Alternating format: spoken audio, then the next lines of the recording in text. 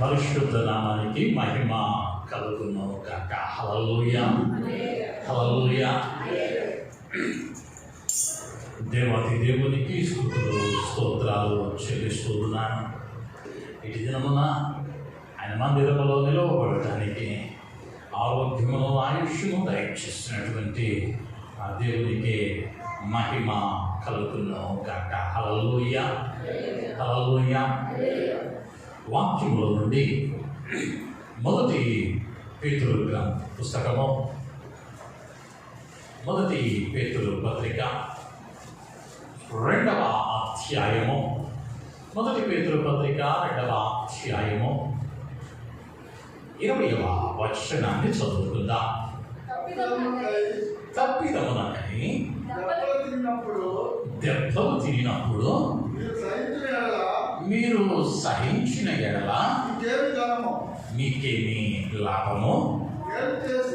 మేలు చేసి బాధపడినప్పుడు మీరు సహించిన ఎడల అది దేవునికి హితమగును. దేవుని నామానికి మహిమ కలుగును గాక. హల్లెలూయా, హల్లెలూయా. చదవబడినటువంటి భాగంలో ఒక తప్పిదానికి శిక్ష అనుభవిస్తే దాని వలన ప్రయోజనం లేదు. అయితే అదే సమయంలో మేలు చేసి బాధపడితే అది లాభదాయకం అని లేఖనం స్పష్టంగా చెబుతుంది. అనేక పర్యాయాల్లో మన ఆత్మీయ జీవితాలలో ఎదురవుతూ ఉన్నటువంటి శ్రమ, ఇబ్బంది, కష్టము, నష్టము ఇవి ఎందు నిమిత్తము కలుగుతూ ఉన్నాయో, శ్రమ ఎందుకు కలుగుతూ ఉంది, లేదా ఇబ్బంది అనేది కుటుంబాన్ని ఎందుకు తాకుతూ ఉన్నది అన్నది పరిశీలించుకోవటం ఈనాటి క్రైస్తవ సమాజం కుటుంబాలు మరచిపోతూ ఉన్నాయి. ఏదొచ్చినా కూడా మన మేలుకే అని అనుకుంటా ఉన్నారు. జీవితాలను సరిచేసుకునే విధంలో, జీవితాలను బాగు చేసుకునే దాని మీద మనస్సు నిలుపుకొనలేక ఆ శ్రమ ఎందుకు వచ్చిందో, ఆ కష్టం ఎందుకు వచ్చిందో గ్రహించలేనటువంటి దౌర్భాగ్యమైనటువంటి స్థితిలోనికి నాటి క్రైస్తవ సమాజం జారిపోతూ ఉంది. వాడు 24 గంటలు త్రాగేవాడు కూడా ఒకవేళ ఊపిరితిత్తులో కిడ్నీలో పోయి అనుక దేవుడు మంచిగా చేసి ఉంటాడులే అని అంటాడు. ఎలా అయిపోయామని అంటే ప్రతిదీ దేవుని చిత్తం అని చెప్పుకుంటూ కాలాన్ని గడుపుకుంటూ మనల్ని మనం మోసం చేసుకుంటూ ఉన్నాం. అందుకనే పేతురు భక్తుడు అంటూ ఉన్నాడు, తప్పిదమునకై దెబ్బ తిరిగినప్పుడు మీరు సహించిన ఎడల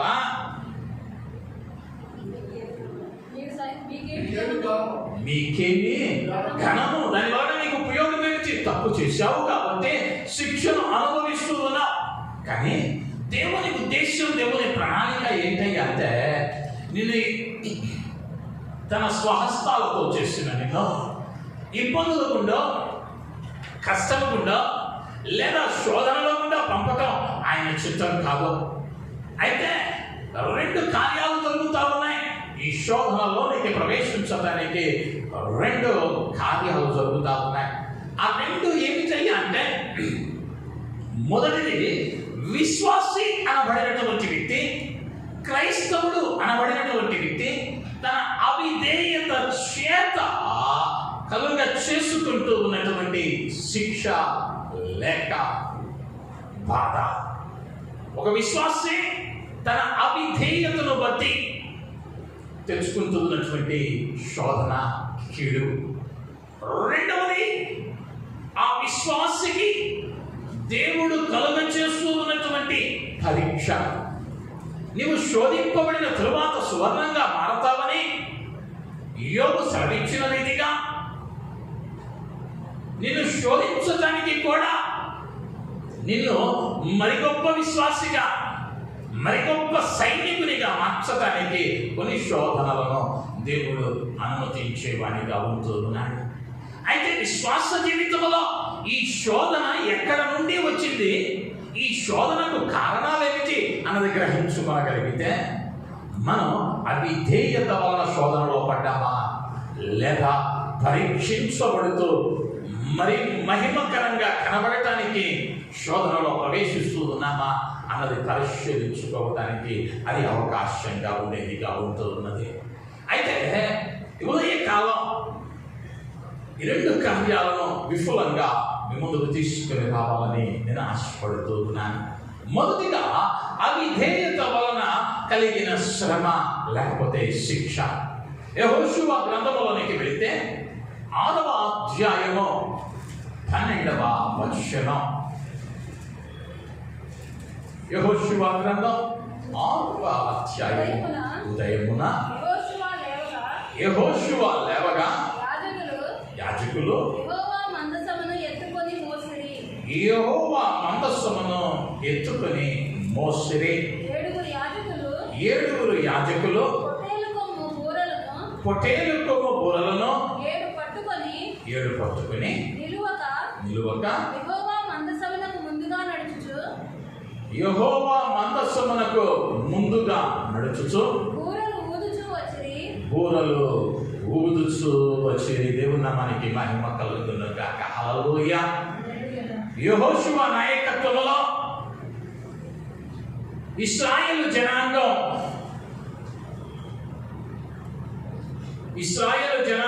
యెహోషువ నాయకత్వంలో ఆ యొక్క ఐగుప్తు నుండి వస్తూ ఉన్నటువంటి ప్రయాణంలో వీరు అప్పటి వరకు ఎలా ఉన్నారయ్యా అంటే దేవుడు వారితో ఉన్నాడు, దేవుడు వారిని నడిపించాడు, దేవుడు వారిని పోషించాడు.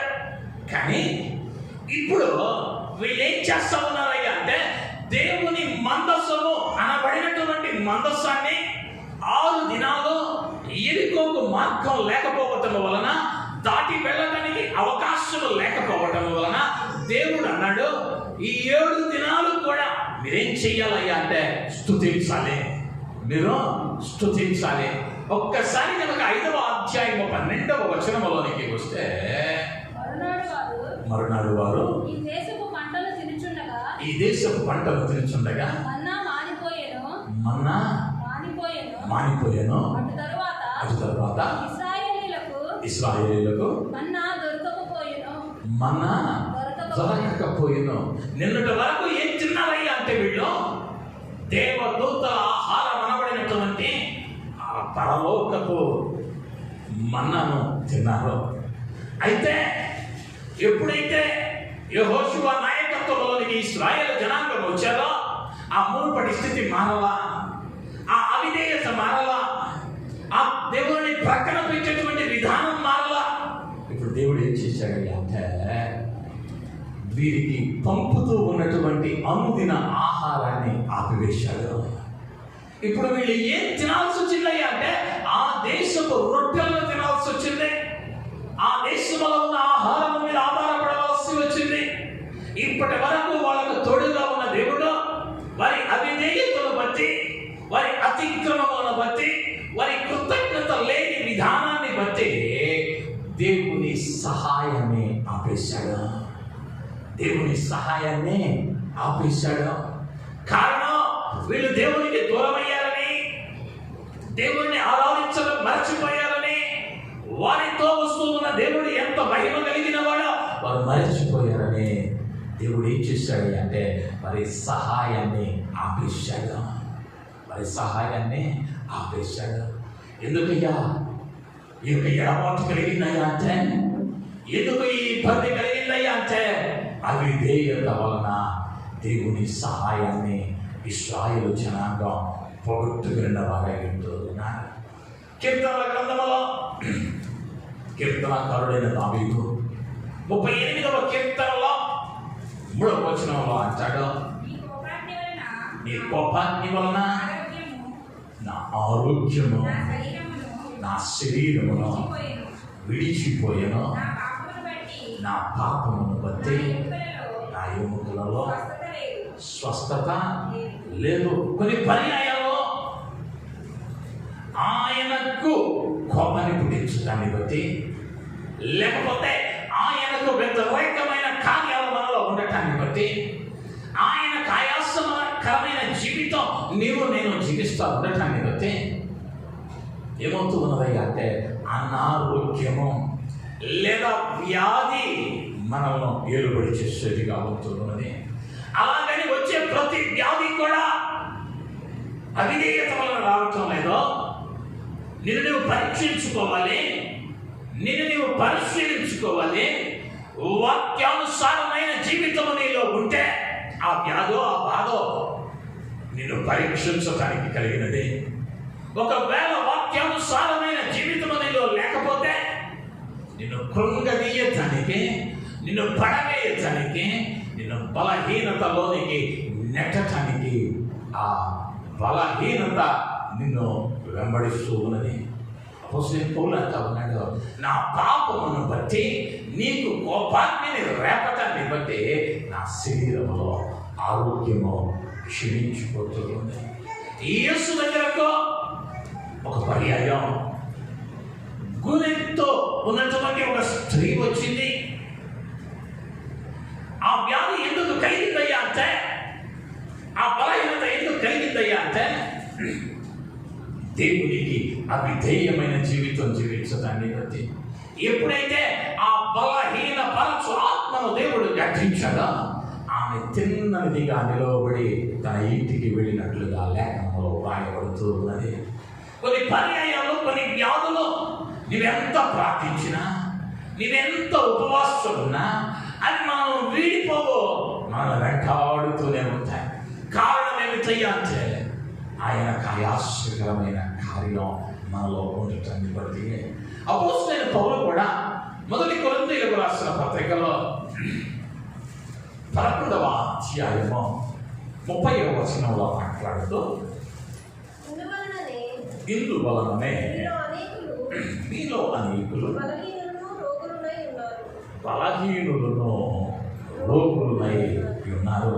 ఎందువలన మీరు బలహీనులు రోగులై మీలో అనేకులు ఉన్నారయ్యా అంటే, ఇది ప్రభువు శరీరమని, ఇది ప్రభువు రక్తమని వివేచింపక తిని త్రాగుతూ ఉన్నారు. బలలో చేయి వేస్తున్నటువంటి నిన్ను నువ్వు పరీక్షించుకోవాలని లేఖనం చెప్పింది. ఆ పరీక్షించుకుంటూ ఉన్నటువంటి క్రమంలో ఆయన ఆయాసకరమైన కార్యం ఏదైనా ఉంటే అక్కడ ఒప్పుకొని క్షమించమని అడగాలి. ముందుగానే సిద్ధపడాలి. ఆయన పరిశుద్ధమైన దేహాన్ని భుజించడానికి, ఆయన రక్తాన్ని పానం చేయడానికి. ఆ క్రమంలో మాట్లాడుతూ అన్నాడు, ఎవరు ఇది ప్రభువు శరీరమనియో ఆయన రక్తమనియో వివేచింపక తిని త్రాగులో వాడు ఏమవుతూ ఉన్నాడు అంటే, వారిలో అనేకులు వ్యాధిగ్రస్తులను బలహీనులు అయి ఉన్నారు. కొందరు మృతుల జాబితాలో కలిసిపోయారు. ఎందుకైనా వ్యాధులు వస్తున్నాయంటే ప్రభువుకు భయపడేటువంటి విధానం క్రైస్తవ్యంలో మాయమైపోతుంది. మనలో ఆయన శరీరాన్ని పూజిస్తూ ఉన్నామే, ఆయన మందిరానికి వెళుతూ ఉన్నామే. ఆ మందిరం అనబడిన చోటు పరిశుద్ధమైన చోటే. ఆ పరిశుద్ధమైన స్థలంలో అడుగు పెట్టడానికి నేను యోగ్యుడనా అనేటువంటి సిద్ధపాటు ముందుటి దినాన ఆ సిద్ధపాటు ఉండటం వల్ల మందిరంలోకి వస్తూ ఉన్నామంటే సిద్ధపడి రాగలుగుతూ ఉన్నామా? మనం పరిశీలించుకుంటూ ఉన్నామా? ఏదో ఒక మార్కెట్కి వెళ్ళినట్లు, ఒక షాపింగ్ మాల్కి వెళ్ళినట్లు ఏదో సరదాగా చక్కని ప్యాంటు షర్టు చక్కని వస్త్రాలు ధరించుకుని నలుగురు వస్త్రాలు నాలుగు సేపు ముచ్చట్లు వాడుకోవచ్చు అని వస్తూ ఉన్నామేమో పరిశీలించుకోవాలి. ఆయన శరీరాన్ని భుజించడం ఎంత ప్రాముఖ్యమో ఆయన మందిరంలో, ఆయన గుమ్మములో ప్రవేశించడం అంత ప్రాముఖ్యమో. ఆ మందిరంలో నీకు ప్రవేశిస్తూ ఉన్న నీలో నీ ప్రవర్తనను సరిచూసుకుంటూ ఉన్నావా లేదా? సరిచూసుకుంటూ ఉన్నావా లేదా? అందుకని అంటా ఉన్నాడు, ఇందు వలననే మీలో అనేకులు బలహీనులను రోగులనై ఉన్నారు. అవిధేయత వలన శోధనలోనికి వెళ్తా ఉన్నాం. ఈ అవిధేయత వలన కలిగిన శోధనలో మనం కోల్పోతూ ఉన్నది ఏంటయ్యా అంటే ఇశ్రాయేలు జనాంగం కోల్పోయినట్లుగా ఆయన సహాయాన్ని కోల్పోతూ ఉన్నా. అప్పటి వరకు పోషించాడు, మరి అవిధేయతను బట్టి మరి ఆహారాన్ని ఆపేశాడు.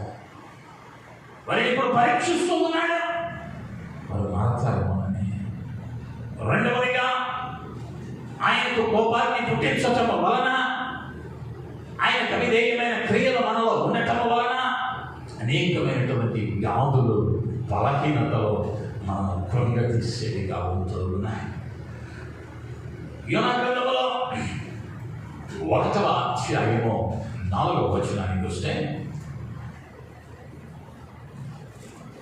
యోనా గ్రంథం 1:4, అయితే యెహోవా సముద్రము మీద పెద్ద గాలి పుట్టింపగా సముద్రమందు గొప్ప తుఫాను రేగి ఓడ బద్దలైపోవు గది వచ్చాను. దేవుడు నామానికి మహిమ కలుగునుగాక. హల్లెలూయా. యోనాను దేవుడు నినివేకు వెళ్ళమన్నాడు. వెళ్ళమన్నటువంటి నినివేకు వెళ్ళకుండా తర్షీషుకు వెళ్ళేటువంటి ఓడ ఎక్కాడు. దేవుని ఆజ్ఞను మీరాడు. ఇప్పుడు ఏమైందయ్యా అంటే ఆజ్ఞను మీరటం పాపం. ఆ పాపము వలన ఇప్పుడు ఏమైందయ్యా అంటే పెద్ద గందరగోళం ప్రారంభమైంది. సముద్రంలో పెను తుఫాను కలుగుతూ ఉంది.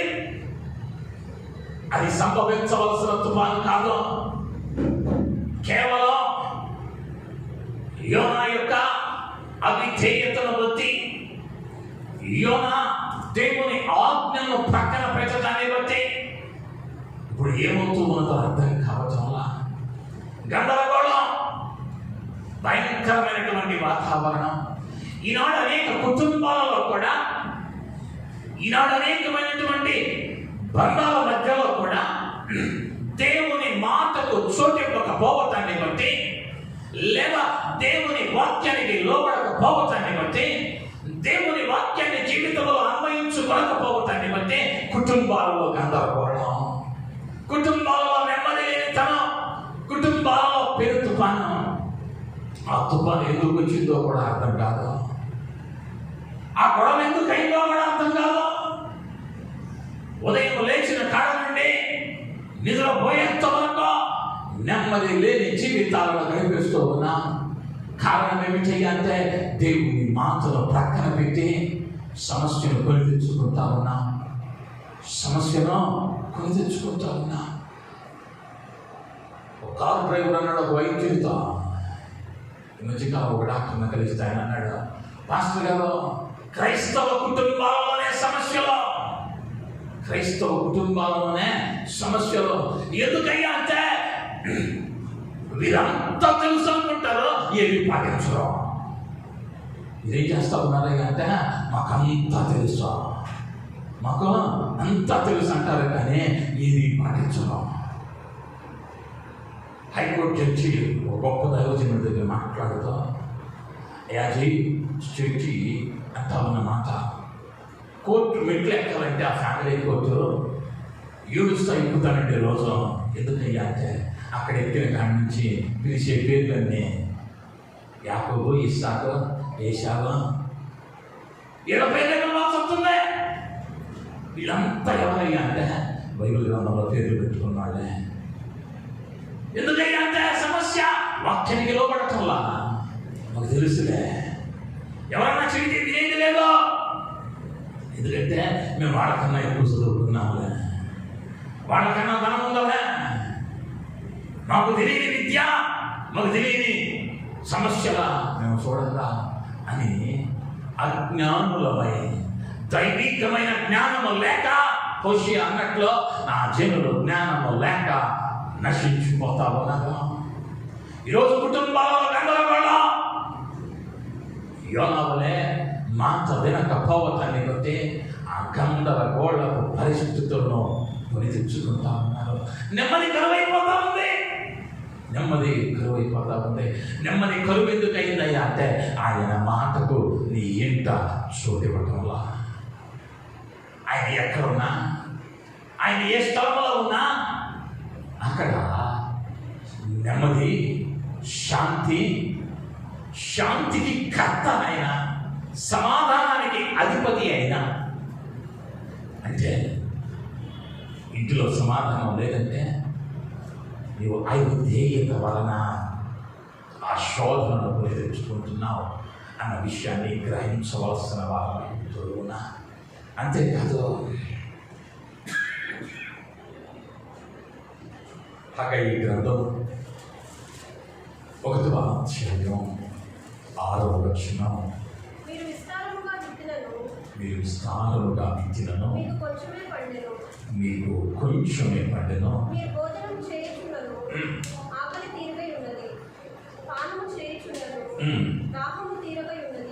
దాహము తీరక ఉన్నది. దేవుని నామానికి మహిమ కలుగునుగాక. హల్లెలూయా.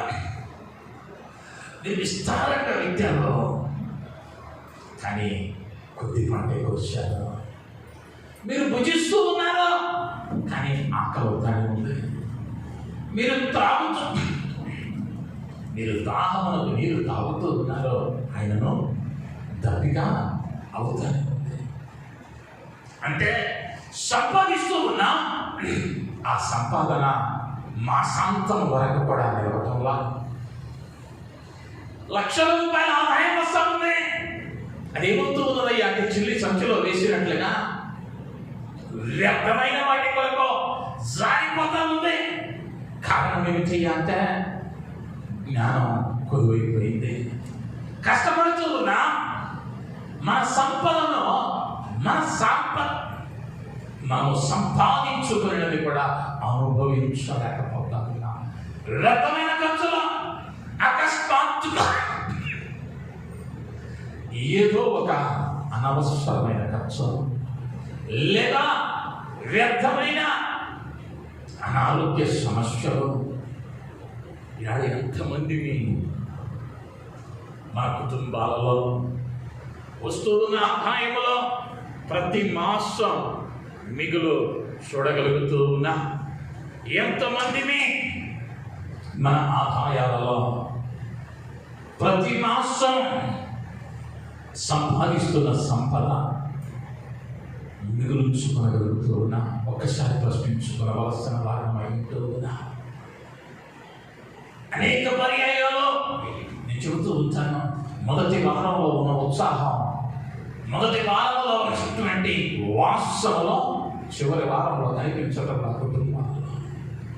కారణం మీరేమి 1000 రూపాయల జీతగాళ్ళు కాదు, 10,000 రూపాయల ఆదాయం వచ్చేవారు కాదు. వస్తువు ఉన్నది సరిపోవడం లేదనుకోవటానికి అపార పరిచర్యలో దుర్భాగ ప్రాంతంలో 12,000 జీతం తీసుకునేవాడు ఒక తమ్ముడు. కానీ మాసం ప్రారంభంలో ఎలా ఉండేవాడు, చివరి వారం కూడా అదే నెమ్మదితో ఉండేవాడు. కారణం వస్తువు ఉన్నది 12,000 రూపాయలే. ఇంటి అద్దె కట్టుకోవాలి, భార్యాభర్తలు బ్రతకాలి, 3 సంతానం. అయినా ఏనాడు ఆ తమ్ముడు అన్నా ఈ వారం కష్టం ఉంది అన్నతో చెప్పిన దాఖలాలు నేను వినలేదు. కారణం ఏమిటయ్యా అంటే కలిగిన కొద్దిలో కూడా దేవుడు ఎందుకు నెమ్మదినిచ్చాడయ్యా అంటే దేవుని వాక్యానికి లోపడ్డాడు. ఈరోజు సంపాదన ఉంది, లక్షల్లో సంపాదిస్తూ ఉన్నా, కానీ మిగులు చూడలేకపోతా ఉన్నా. కారణం ఏమిటయ్యా అంటే చిల్లి సంచిలో వేసేస్తా ఉన్నా, వాక్యానికి లోబడుతుందా? దేవుని వాక్యం చెబుతూ ఉంది, ఆయన మందిరంలో ఆహారం సమృద్ధిగా ఉండినట్లు నీ పంటలో కానీ నీ ఆదాయంలో కానీ 10వ భాగం ఆయన సన్నిధికి తీసుకుని రావాలి. నీవు నాకు ఇచ్చి శోధించిన ఎలా ఆకాశపాత్రలో విప్పుతానన్నాడు. కానీ ఎంతమందిని ఆ కార్యాన్ని చేయగలుగుతూ ఉన్నా. నేను ఎప్పుడు ఒక ఉదాహరణ చెబుతా. ఈ భాగం వచ్చినప్పుడల్లా 1000 రూపాయల జీతగాడు దేవుడి దగ్గర అడుగుతూ ఉన్నాడు, అయ్యా 1000 రూపాయలతో కుటుంబం గడపడం కష్టంగా ఉందయ్యా, నా ఆదాయం పెరిగే మార్గం చేయ్యా. దేవుడు ఉన్నాడు, సరి చేస్తా.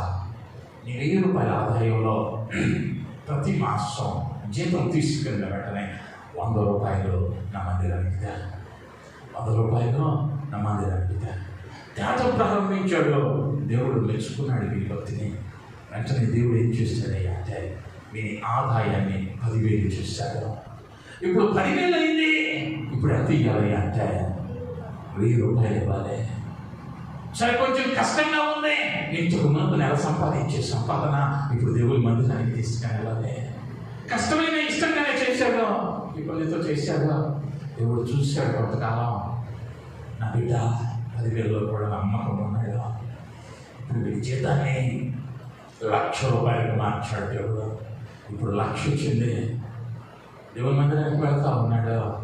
కానీ ఇవ్వటంలో మార్పు వచ్చింది. ఇప్పుడు 1,00,000 ఎంత ఇవ్వాలి అంటే 10,000 ఇవ్వాలి. కానీ ఇప్పుడు 10,000 అనేసరికి చెయ్యానికి లాగుతుంది. కట్టాల్సినవి గుర్తొస్తున్నాయి, కొనాల్సినవి గుర్తొస్తున్నాయి, దాచాల్సినవి గుర్తొస్తున్నాయి. ఇప్పుడు ఏమైందయ్యా అంటే చెయ్యి ఇచ్చాడు. 1,000 రూపాయలు వేస్తా ఉన్నాడు. దేవుడు చూశాడు. సరే, ఈ మానవం పొరపాటు చేశాడు, వచ్చే నెలైనా సరిదిద్దుకుంటాడేమో చూశాడు. మరలా వైఖరే దేవుడు మళ్ళా మాట్లాడటం ప్రారంభించాడు. నాయన, ఎక్కువ ఇస్తే నీ నమ్మకత్వం పోగొట్టుకుంటా ఉన్నావు. నువ్వు ఆ 1,000 రూపాయల్లోనే నాకు నమ్మకంగా ఉన్నావు. ఆ 1,000 రూపాయలకి నువ్వు తగినవాడు. ఈనాడు అనేక మందిని మన సంపాదనను అనుభవించకపోవటానికి కారణం ఆయనకు నమ్మకంగా లేవేమో. ఆ అవిధేయతను బట్టి ఈ అంశం చాలా సున్నితమైంది. ఇది ఎక్కడైతే ఆత్మీయ ఆహారం భుజిస్తూ ఉన్నావా, ఏ స్థలములోనైతే ఎదుగుతూ ఉన్నావా, ఏ మందిరంలో అయితే ప్రతి వారము మానక కలుసుకుంటూ ఉన్నావా, అది నీ మందిరం. అయితే మనం ఏం చేస్తామయ్యా అంటే కొన్ని పర్యాయాలు పరిశాంతం తెస్తాం. ఆ టీవీకి కొంచెం, ఈ టీవీకి కొంచెం, ఆ రేడియోకి కొంచెం, లేకపోతే ఆడ జరుగుతున్న మీటింగ్కి 4 చోట్ల 4 రాళ్ళేద్దాం. ఏదో ఒక రాయి తగ్గకపోయిందా అన్న తందాన క్రైస్తవ్యం మారిపోయింది. మొదట నీ మందిరంలో నీవు విత్తిన తర్వాతే నీ పక్క చూపులు ఏదైనా. ఈనాడు హగై చెప్పినట్లుగా మీరు విత్తుతో ఉన్నారు విస్తారంగా, కానీ పంటకు లేకపోతా ఉన్నారు.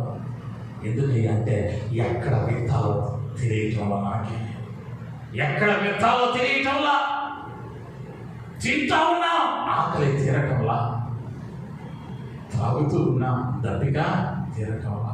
కారణం వాక్యానుసారమైనటువంటి ప్రవర్తన మనలో లేదేమో పరిశీలించుకోవాల్సిన వారమై ఉంటున్నా. అయితే రక్షింపబడిన ప్రతి విశ్వాసి 3 రకాలైనటువంటి లేదా 3 రకాల పరీక్షల గుండా వెళ్ళవలసిన వారమై ఉంటూ ఉన్నా.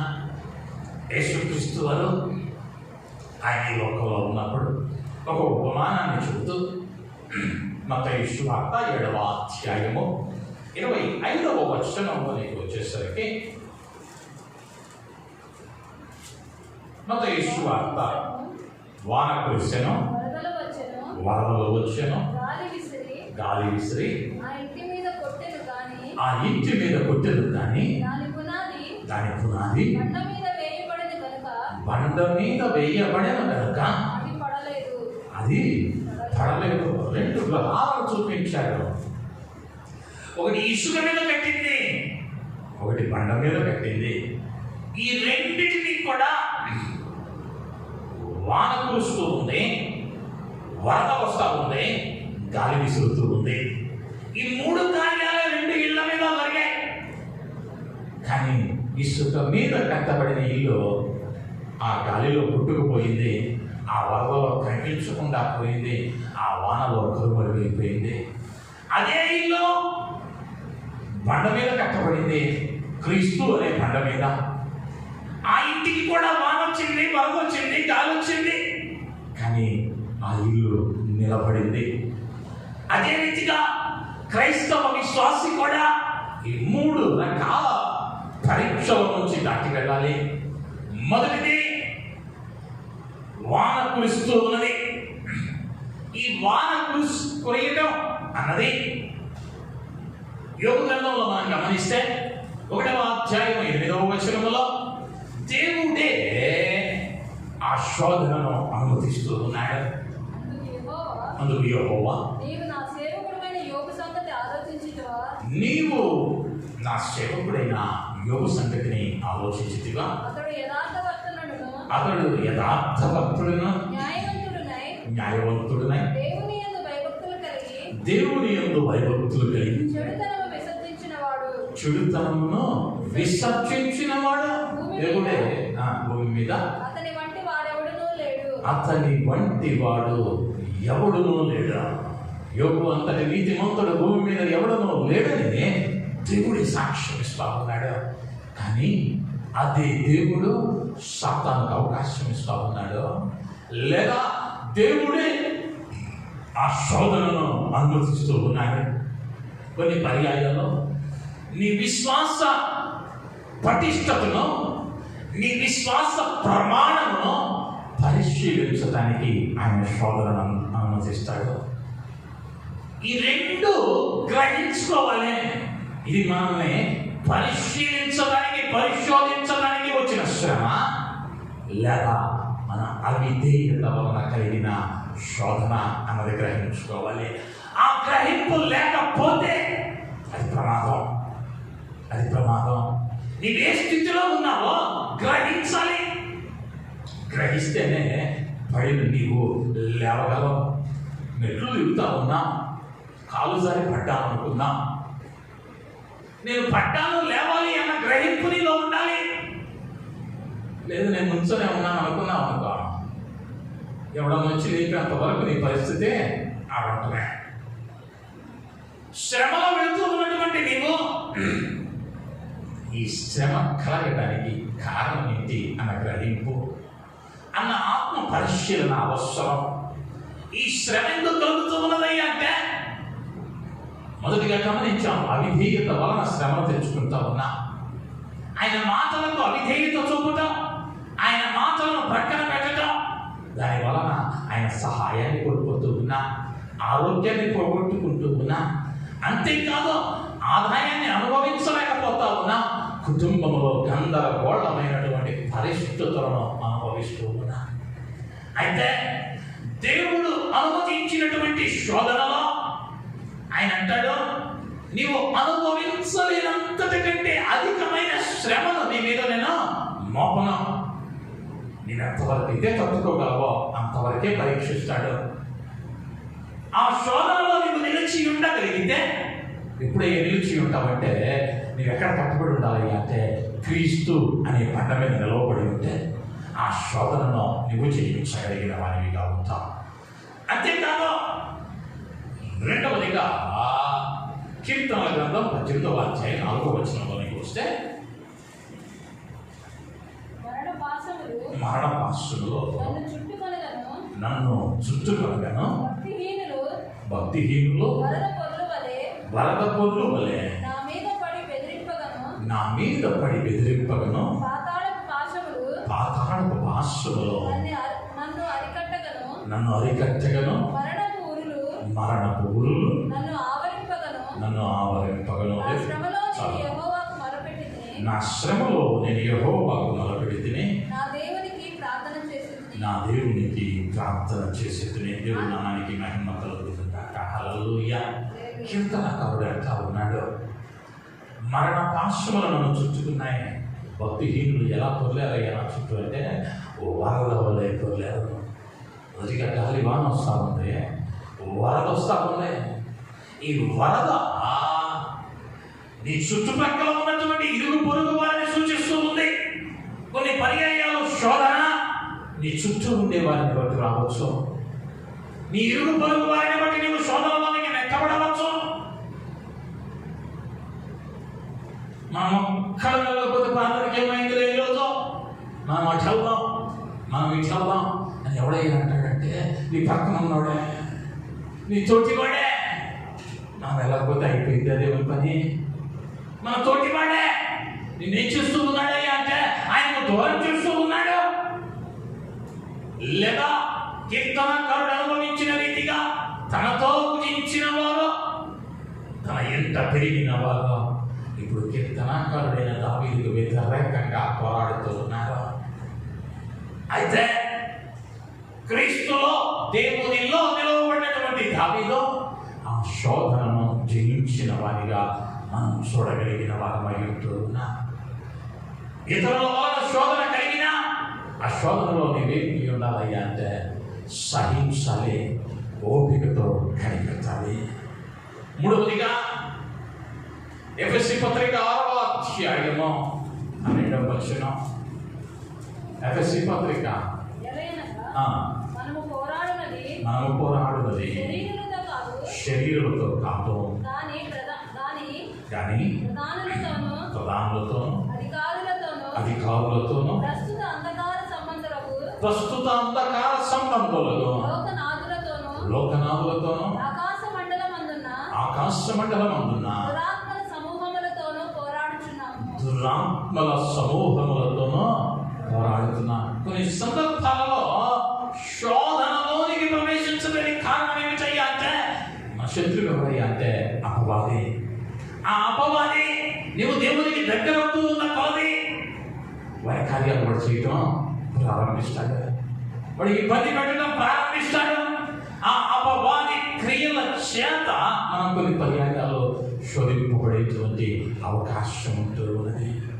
అయితే విశ్వాసికి శ్రమ అన్నది అది అవిధేయత వలన వచ్చినా లేదా పరీక్షించబడటానికి వచ్చినా, నీవు పరీక్షించబడుతూ ఉన్నటువంటి శోధనలో ఉంటే అదే ఇస్తూ ఉన్నటువంటి ధైర్యం లేదా నీవు గుర్తుంచుకోవలసిన విషయాలను కొన్ని జ్ఞాపకం చేసి ముందుకు వెళ్ళాలని ఆశపడుతూ ఉన్నా.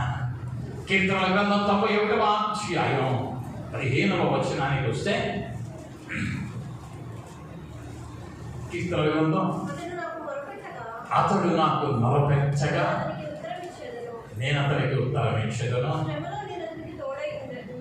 శ్రమలో నేను అతనికి తోడై ఉండేదను. దేవుని నామానికి మహిమ కలుగునుగాక. హల్లెలూయా. నీవు క్రీస్తులో ఉంటే ఆ శోధన నీకు కలిగినా నువ్వేమవుతున్నదయ్యా అంటే భయపడక్కర్లా. ఎందుకయ్యా అంటే నేను అతనితో కూడా ఉండును. అతడు నాకు మొరపెట్టగా నేను అతని మొర ఆలకించదును, నేను వానికి తోడుగా ఉంటానన్నాడు దేవుడు. ఒకవేళ నీ శోధన అది ఏ స్థితిలో వచ్చిందో గ్రహించాలి. ముందు అది అవిధేయత వలన వస్తే పశ్చాత్తాపడాలి. అది ఒకవేళ నిన్ను పరీక్షించడానికి వస్తే ఆయనకు మొరపెట్టగలిగినట్లయితే ఆ శోధనలో, ఆ వేదనలో, ఆ బాధలో, ఆ కష్టంలో, ఆ వ్యాధిలో, ఆ కన్నీటిలో ఆయన ఏమవుతూ ఉన్నాడయ్యా అంటే నీకు తోడుగా ఉండే దేవుడు ఉంటూ ఉన్నాడు. ఆయన నీకు తోడుగా ఉంటే నీ కష్టం కూడా ఎలా ఉంటుందయ్యా అంటే, నీ శ్రమ కూడా ఎంత ఆనందంగా ఉంటుందయ్యా అంటే యోగు మాట్లాడినట్టు మాట్లాడగలవు. యెహోవా ఇచ్చెను, యెహోవా తీసుకెళ్ళను, యెహోవాకే మహిమ కలుగునుగాక అన్నాడు. ఏదో వెళ్తా జేబులో నుంచి 100 రూపాయలు పడిపోతే మాట్లాడాలి. 10,000 రూపాయలు జేబులో పెట్టుకొని రోడ్డు మీద వెళ్తున్నాడు. 100 రూపాయలు పడితే యెహోవా ఇచ్చిన, యెహోవా తీసుకుని, యెహోవాకు మహిమ కలుగును కాక అని పలికిన మాటలు కానీ కోటీశ్వరుడు ఆ గ్రామంలో ఊజు దేశమందు అంతటి ఐశ్వర్యవంతుడు లేదో అలాంటి వాడు రోడ్డు పక్కన కూర్చొని శివ పెంకులతో తన గాయాలను రేపుకుంటూ ఉన్నాడు. మాట సాయం చేయటానికి కూడా మనిషి దగ్గరలో ఎవరో లేరో, పుట్టిన సంతానం అంతా కాలగర్భంలో కలిసిపోయారు. పనివాడు ఎవరో దగ్గరికి వచ్చే స్థితిలో లేదో, అటువంటి దౌర్భాగ్యమైన స్థితిలో కూడా దేవుని మహిమ పరచగలిగాడు. కారణం ఆ ధైర్యం ఎలా వచ్చిందయ్యా అంటే దేవుడు యోగుకు తోడుగా ఉన్నాడు. ఆ శ్రమలో, ఆ కన్నీటిలో కూడా దేవుడు తోడుగా ఉండటాన్ని బట్టి కష్టాన్ని కూడా ఇష్టంగా అనుభవించాడు యోగు. ఈరోజు చిన్న కష్టం వస్తేనే, చిన్న బలహీనత కలిగితేనే అయ్యో దేవుడు నాకే ఇయ్యాలా.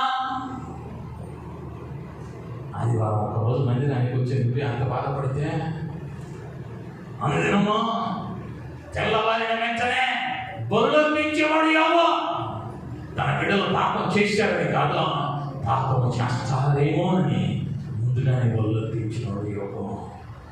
అంతటి భక్తి కలిగిన యోగం అంటామన్నాడా, ఆయన ఇచ్చినప్పుడు ఎందుకు ఇచ్చావని నేను అడగలేదు, ఇప్పుడు ఎందుకు తీసుకున్నావని అడగటానికి నేను అర్హుడను కాదు. ఆయన ఇచ్చినప్పుడు నేను అడగల, నాకు ఎందుకు అయ్యాయిదని. ఇప్పుడు తీసుకున్నాడు అడగటానికి నేను అయోగ్యుడను, ప్రశ్నించే హక్కు నాకు లేదు. ఈ మాటలు ఎలా మాట్లాడగలిగాడయ్యా అంటే యోగుతో పాటు ఆ దేవుడు ఉన్నాడు. ఆయన మీద నీవు కట్టబడితే, ఆయన మాటలకు నీవు లోబడితే, ఆయన వాక్యం నీ కుటుంబంలో ఉంటే, నీ జీవితంలో ఉంటే, నీకు శ్రమ కలిగితే ఆ శ్రమలో ఆయన నీకు తోడుగా ఉంటాడు. రెండవదిగా కీర్తనల గ్రంథం 46వ కీర్తన 1వ వచనం. దేవుడు మనకు ఆశ్రయమును దుర్గమునై ఉన్నాడు. ఆపత్కాలమున ఆయన నమ్ముకొనదగిన సహాయకుడు. ఆపత్కాలము, ఇబ్బందికరమైన సమయం నీకు వచ్చినా కూడా ఆయన ఎవరిగా నీకు ఉంటాడయ్యా అంటే నమ్ముకొనదగిన సహాయకుడిగా. ఇక నీకు ఆ పరిస్థితుల్లో సహాయం చేయగలిగిన వాడు ఆయన మాత్రమే అయి ఉంటాడు. పరిస్థితులు నీకు అనుకూలంగా ఉండకపోవచ్చు, సహాయం ఎక్కడ నుండి రాకపోవచ్చు, కానీ ఆయన ఎలా ఉంటాడయ్యా అంటే నీ ఆపత్కాలంలో నమ్ముకొనదగిన సహాయకుడిగా ఉంటాడు. శ్రమ కలగటం అది సహజం. అయితే ఆ శ్రమ నువ్వు క్రీస్తు ఉండటం వలన కలిగి ఉంటే, క్రీస్తు మాటలకు లోబడుతూ భక్తిగా జీవిస్తూ పాపాన్ని విడిచిపెట్టి పరిశుద్ధంగా జీవించడం వలన కలిగిన శ్రమ అయితే నీ ఆపదలో ఆయన నీకు సహాయకునిగా ఉంటాడు. నీ శ్రమలో ఆయన నీకు తోడుగా ఉండేవాడు ఇంట్లో ఉన్నాడు. ఇర్మియా గ్రంథంలో ఒక చక్కని మాట అంటాడు. 29వ అధ్యాయం 11వ వచనంలో, నేను మిమ్మల్ని గూర్చి ఉద్దేశించిన సంగతులను నేను ఎరుగుదును. రాబో కాలమందు మీకు నిరీక్షణ కలుగునట్లుగా అవి సమాధానకరమైన ఉద్దేశములే కానీ హానికరమైనవి కావు. దేవుని నామానికి మహిమ కలుగునట్టు. హల్లెలూయా, హల్లెలూయా. అవి మీకు మేలు కలుగు నిమిత్తమే అనుమతించబడిన కార్యాలు. ఇప్పుడు బాధ కలగచ్చు, ఇప్పుడు ఇబ్బందిగా ఉండొచ్చు, కానీ అవి సమాధానకరమైన కార్యాలే కానీ మీ కీడు కొరకు నిర్ణయించిన కార్యాలు కాదు. అయితే వాటిలో నీవేమై ఉండాలని ప్రభువు కోరుతూ ఉన్నాడయ్యా అంటే ఆయన వాణిదిగా నిలవబడాలి. నీ మాట చేతనైనను నువ్వు పాపం చేయకూడదు. అపోస్తలుడైన పౌలు యుద్ధ విద్యలు ఎదిగిన వాడు, సౌలుగా పిలువబడిన దినాన కత్తి చేత పట్టి అనేక మందిని సంహరించిన వాడు. కానీ క్రీస్తులోనికి వచ్చిన తరువాత తన మాట మారింది, తన ప్రవర్తన మారింది, తన ఉద్దేశాలు మారాయి. నిన్నటి వరకు కావాలి అనుకున్నవన్నీ ఈరోజు ఏతో సమానంగా ఇచ్చాడు అంటే పెంటతో సమానంగా ఇచ్చాడు. కానీ అనేక పర్యాయాలు క్రైస్తవ్యంలో ఏమైపోతూ ఉన్నామయ్యా అంటే ఒక్క పూట కూటి కొరకు దేవుడిచ్చి ఆశీర్వాదాన్ని పోగొట్టుకుంటూ ఉన్నా. చిన్నప్పుడు సండే స్కూల్లో నేర్చుకున్న పాట చర్చిలో పాటించేవాడు మా నాన్నగారు. ఆదివారం నాడు అయ్యవారు గంట కొడితే, పండగ రోజున ఆశ్రయ గంట కొడితే మందిరానికి రాలండి, వీళ్ళు మందిరానికి రారు. పండగ రోజు వస్తారు.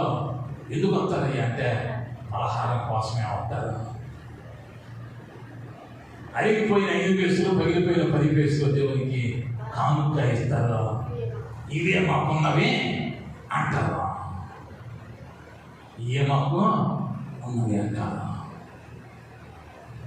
దేవుడు ఎవరయ్యా అంటే, నువ్వు మాయ చేస్తే నీ భర్త నమ్మినట్టు, నీ భార్య నమ్మినట్టు నమ్మటానికి ఆయన ఏమి కళ్ళు మూసుకున్న దేవుడు కాదు. నీ హృదయంలో ఆలోచన పుట్టక మనపే నీ హృదయాంతరంగా ఎరిగిన దేవుడు. నువ్వు ఏ మనస్సుతో ఏ కార్యాన్ని చేస్తా ఉన్నావో ముందుగానే ఎరిగిన దేవుడు. ఇంకా చెప్పాలి అంటే, నువ్వు తల్లి గర్భంలో బిడ్డముగా రూపింపబడక మనపే నిన్ను పేరు పెట్టి పిలిచిన దేవుడు.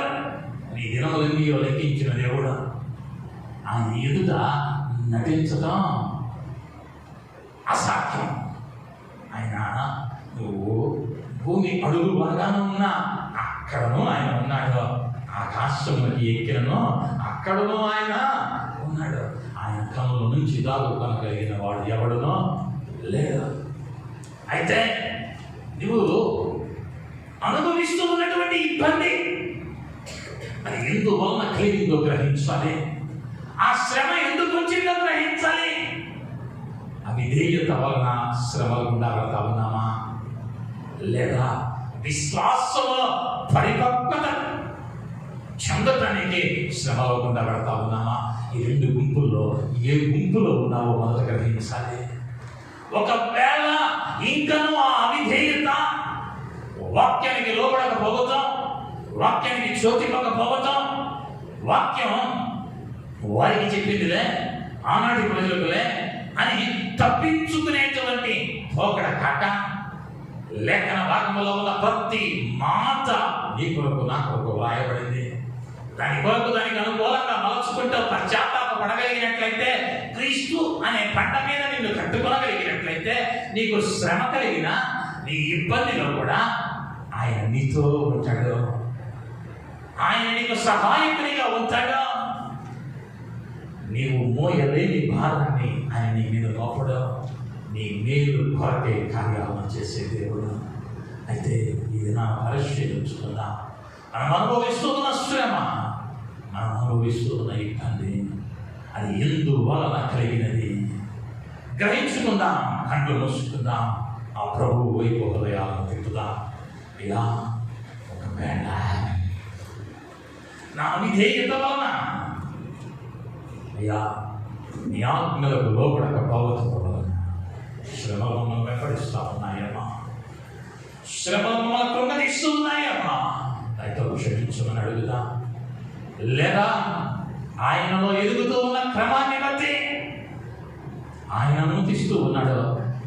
నీ చుట్టుపక్కల ఉన్న వారి వలన కలుగుతూ ఉన్నాయో, అపవాది వలన కలుగుతూ ఉన్నాయో, నువ్వు కృంగిపోవలసిన అవసరం లేదా.